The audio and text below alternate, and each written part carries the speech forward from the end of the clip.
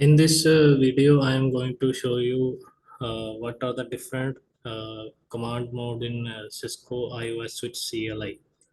So here in front of you is a Cisco switch, and here you can see the name switch and one arrow uh, alongside.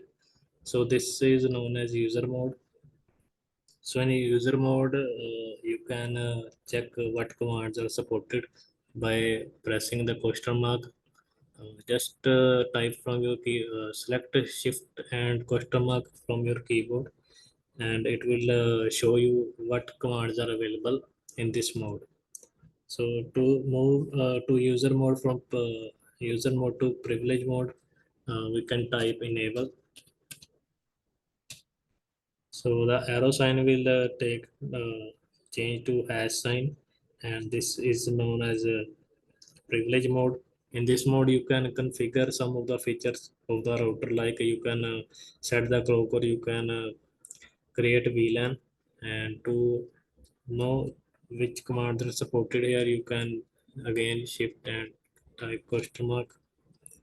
And these are the commands that are supported in this mode.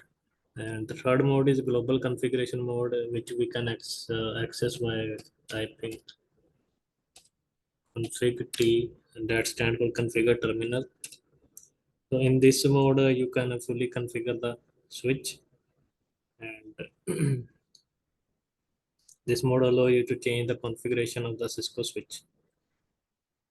So to exit any mode, you can type the exit command, and this will move back you to the privilege mode. And to exit the privilege mode back to user mode, you can again type exit, and you will be prompted by the arrow sign again. To exit this, type exit. So in this video, I have explained these three modes. Thanks for watching.